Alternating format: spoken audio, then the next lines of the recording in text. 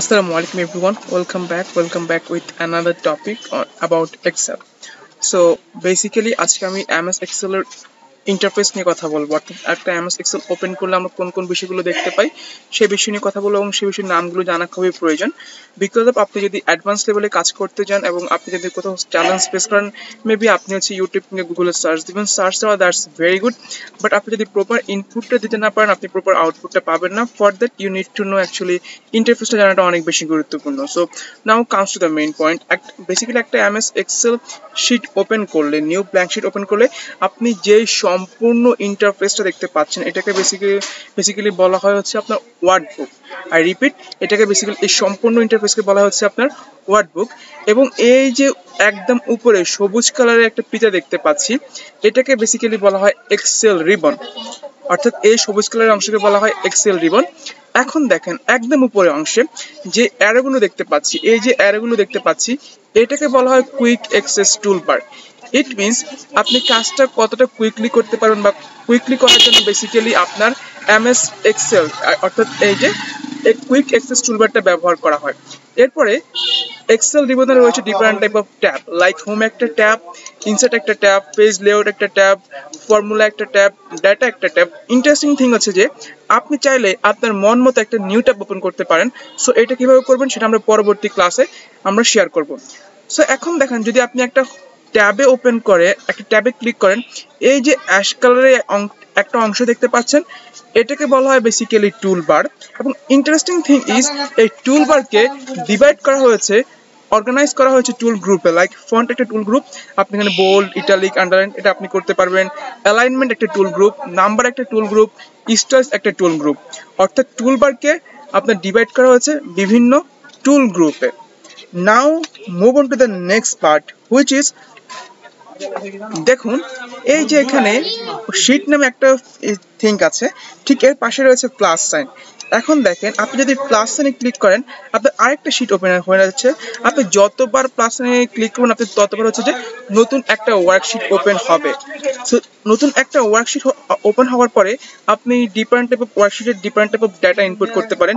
Before that আমি আরেকটা বিষয় শেয়ার করে নিই। এই যে ইন্টারফেসটা বেসিক্যালি এই ছকটানা ঘরগুলোকে বলা হচ্ছে আপনার ওয়ার্কশিট বা স্প্রেডশিট। বেসিক্যালি আমরা এখানে কাজগুলো করে থাকি। Now let's move to the next part which is, যেমনটা বললাম যে শিট 1 শিট 3 আপনি ডিফারেন্ট টাইপ অফ শিটে different type of data input করতে পারেন। এখন যদি আপনি এগুলো ডিলিট করতে চান আপনি জাস্ট এখানে রাইট বাটনে ক্লিক করে দেওয়া আপনি ডিলিট অপশনে ক্লিক করলে হচ্ছে আপনার ডিলিট হয়ে যাবে। বাট আপনি যদি একসাথে আপনি চান ডিলিট করতে, জাস্ট আপনি কন্ট্রোল চেপে ধরে ক্লিক করে জাস্ট আপনি ডিলিট করবেন, দেখবেন যে আপনার একসাথে ডিলিট হয়ে গিয়েছে। So that's amazing. Now come to move to the next part which is, এই যে দেখেন এই একটা সেল, এই একটা সেল, এই একটা সেল। সো আপনার অনেকগুলো সেল এখানে রয়েছে। সো আপনি যখনই একটা সেলে সিলেক্ট অ্যাক্টিভ করছেন বা একটা সিলেক্ট করছেন বেসিক্যালি এটাকে বলা হয় অ্যাক্টিভ সেল। অর্থাৎ সেলটা এখন অ্যাক্টিভ আছে। আপনি যদি এখানে কোনো কিছু লেখেন, লাইক আমি যদি আমার নামটা এখানে লিখি, সো আমরা এখানে নামটা লিখে ফেললাম। এখন দেখেন এই যে আমি এখানে আমার নামটা লিখে ফেলেছি, ঠিক উপরের অংশে দেখেন টুলবারের নিচে দেখেন এই যে একটা অংশ মিলন কিন্তু এখানেও চলে এসেছে। সো বেসিক্যালি এটাকে বলা হচ্ছে আপনার ফর্মুলা বার। আমরা বেসিক্যালি এখানে বিভিন্ন ফর্মুলা লিখতে পারি। ইন্টারেস্টিং থিং হচ্ছে আপনি অ্যাক্টিভ সেলে যা লিখবেন সেটা হচ্ছে আপনার ফর্মুলা বারে হচ্ছে যে এটা শো করবে। And another thing is which is very interesting, আপনি চাইলে আপনার মতো করে এই ফর্মুলা বারকে ম্যানিপুলেট করতে পারেন। লাইক এখন যদি আমি আমার নামটা মুছে ফেলেছি, এখন যদি আমি তানভীর লিখি দেখবেন যে আমি যদি ফর্মুলা বারে লিখি দেখবেন এটা আমার অ্যাক্টিভ সেলে চলে আসছে। So that's really amazing. এখন দেখেন এই ফর্মুলা বারের ঠিক বামে রয়েছে একটা অংশ, এই যে G8, এটাকে বেসিক্যালি বলা হয় নেম বক্স। অর্থাৎ আপনার এই সেলটা এখন কত নাম্বার ঘরে আছে আপনি যেখানে সিলেক্ট করবেন ওইটা এখানে শো করবে H8। নাও একটা সেলকে বেসিক্যালি ডিফাইন করা হয়, ডিনোট করা হয় তার কলাম লেটার এবং রো নাম্বার দিয়ে। তাহলে এখন নিশ্চয়ই ভাবছেন কলাম কোনটা এবং রো কোনটা। No, let me explain about that. দেখুন হয় না যে আমরা বেসিক্যালি আমরা যদি ইফ ইউ থিঙ্ক অ্যাবাউট আমরা যদি যখন একটা বাড়ি করছি আমরা কলাম তৈরি করে না, বেসিক্যালি কলামটা কি হয়ে থাকে, কলামটা হচ্ছে যে দাঁড়িয়ে থাকে। সো দ্যাট ইজ হচ্ছে আপনার কলাম। অ্যান্ড দেন তাহলে রো কোনটা।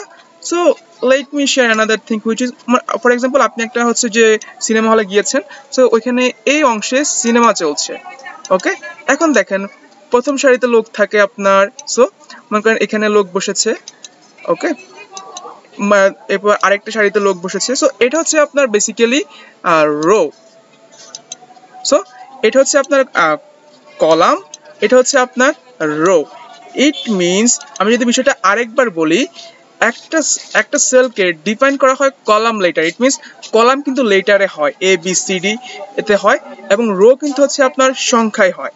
So which is very important to know. এখন ইন্টারেস্টিং বা মজার বিষয় হচ্ছে যে এই যে একটা ওয়ার্কশিট বা স্প্রেডশিটে 16,384টি হচ্ছে আপনার কলাম থাকে। ইট মিনস এই যে লেটার 16,384টা, এবং রো হচ্ছে 10,48,576টি হচ্ছে আপনার রো আছে। জাস্ট থিঙ্ক কতটা বেশি আপনি ডাটা ইনপুট করতে পারবেন। So that's all about for this video. যদি ভিডিওটি আপনার উপকারে এসে থাকে, you can like or share or you can subscribe. So thank you so much for watching, and if I do any mistakes, please excuse me, and you can give me suggestion. So that's all for this video. Wish you all the very best to become an excel journey. Have a nice day.